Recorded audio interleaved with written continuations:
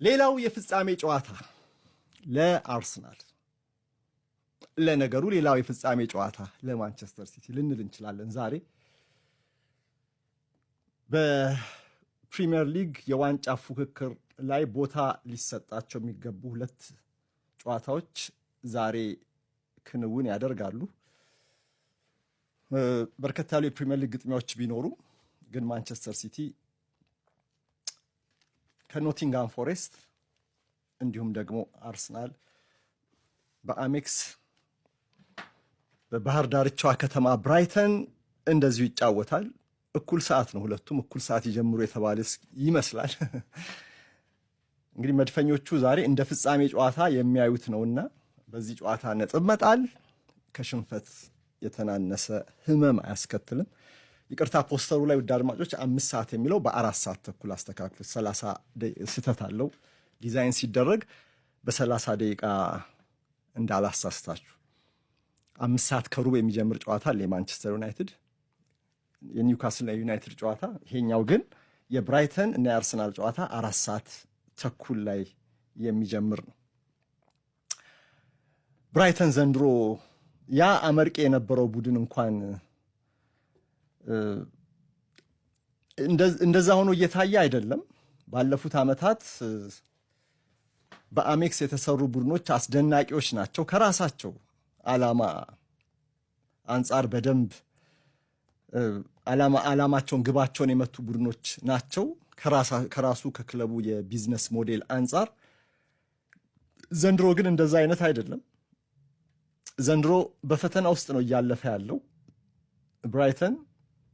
ግን ትንሽ ቡድን ትልቅ ቡድን የሚባል ነገር የለም። ለአርሰናል እና ለማንቸስተር ሲቲ ሁሉም ተጋጣሚ እንደ ፍጻሜ ተጋጣሚ የሚታይ በመሆኑ ለዚህ ነው የፍጻሜ ጨዋታ ያህል የሚቆጠረው። እስቲ ቆይ አንድ ዝርዝር ነጥብ ላንሳ እዚህ ጋር። ብራይተን አሁን 12ኛ ደረጃ ላይ ነው ያለው በሰንጠረዡ አጋማሽ አካባቢ።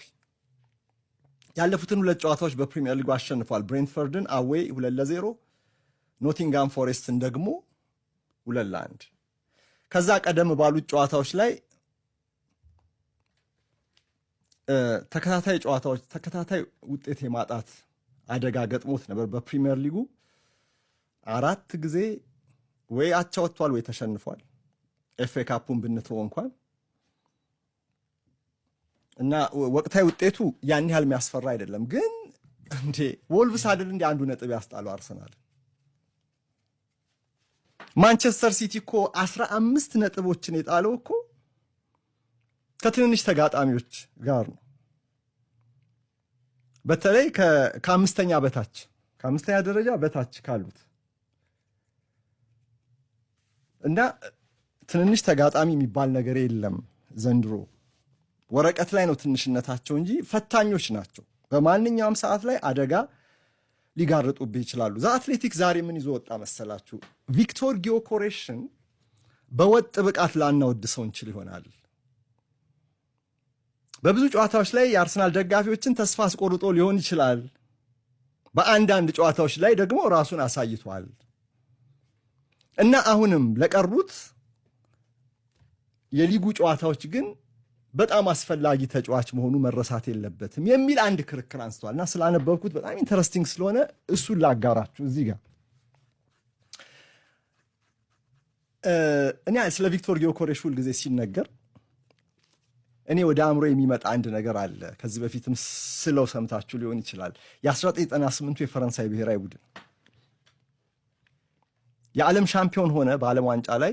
ያ ድንቅ ቡድን ሁሉንም ዲፓርትመንቶች ያሟላ የተጫዋች ስብስብ ነበረው። ከግብ ጠባቂ እስከ አጥቂ አማካይ ድረስ፣ ከዚዳን እስከ ባርቴዝ ድረስ። የ1990ዎቹ መጨረሻና የ2000ዎቹ መጀመሪያ የአውሮፓ እግር ኳስ ወይም የዓለም እግር ኳስን በሉት የበላይ የነበረው ያ ቡድን በ98ቱ ዓለም ዋንጫ ላይ ግን እዚህ ግባ የምትሉት አጥቂ አልነበረውም። አንድ ጊቫርሽ የሚባል አጥቂ ነበር። በፈረንሳይ ሊግ ከኦክሴር ነው የተመረጠው የነበረው በወቅቱ እና አንድም ጎል አላስቆጠርም። ይሰለፋል። ግን ሁሌ በዛ ጨዋታ ላይ በዛው ዓለም ዋንጫ ላይ ጊቫርሽ የዛ ሻምፒዮኑ የፈረንሳይ ቡድን አጥቂ ነው ብሎ አሁን ማስታወስ በጣም ከባድ ነው። ግማሽ ፍጻሜ ላይ ተከላካዩ ሊሊያን ቱራም 2 ጎል አስቆጥሮ ለፍጻሜ ያደርሰው ክሮሺያን ሲያሸንፍ አጥቂው የጎል ያለህ አረ ጎል እባክህ ሲባል እንኳን አለሁ ብሎ አያውቅም። ግን ያው የዓለም ሻምፒዮን ተብሎ እዛ ስብስብ ውስጥ ተካቷል። በነ ዚዳን፣ በነ ጆርካይፍ፣ በነ ቱራም በሌሎቹም ብቃት ሻምፒዮን ይሁን ያንን ቴሪ ሄንሪ ገና ልጅ ነበር ያኔ እና በአርሰናል ውስጥ አሁን እንደው የጊቫርሽን ያህል እንኳን ያ ቶርናመንት ነው፣ ይሄ ሊግ ነው ሙሉ ለሙሉ ባይጠፋም ግን የጊዮኮሬሽ ነገር ሲነሳ ያንን ያስታውሰኛል። ዘንድሮ አርሰናል ሻምፒዮን ከሆነ በደንብ ከጊዮኮሬሽ ጋር ሊስማማ የሚችል ንጽጽር ይመስለኛል የጊቫርሽ ጉዳይ። ግን እዚህ ጋር ዛሬ ዘአትሌቲክ ያነሳው ይሄንን አይደለም። ሻምፒዮን በሚሆኑ ቡድኖች ውስጥ አስፈላጊ የማይመስሉ አነስ ባሉ ተጋጣሚዎች ላይም ቢሆን ጎሎችን እያስቆጠሩ ቡድኑን አሸናፊ የሚያደርጉ አጥቂዎች ያስፈልጋሉ።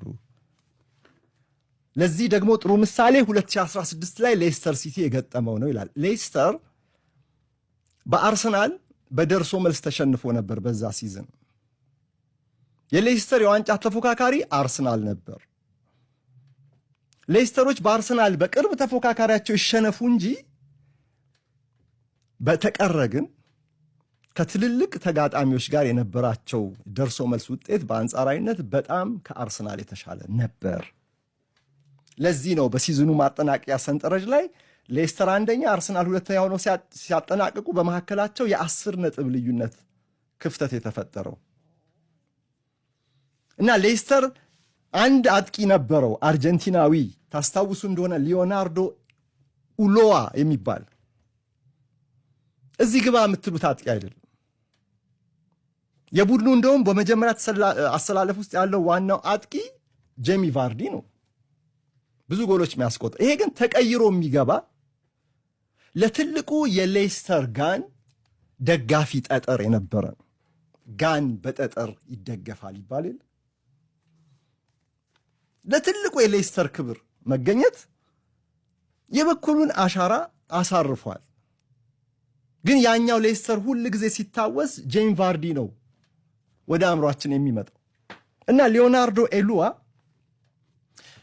ከኖርዊች ሲቲ ጋር በወቅቱ ወደ ታች ዲቪዚዮን ከወረደው ቡድን ጋር በሲዝኑ የዋንጫ የመጨረሻ ቮላታ መርሃ ግብር ላይ ሌስተር ሲቲ ተቸግሮ 89ኛው ደቂቃ ላይ አንድ ጎል አስቆጥሮ ሲያሸንፍ ጎል አስቆጣሪው ኡሎዋ ነበር። ሁሌ ተቀይሮ የሚገባው ልጅ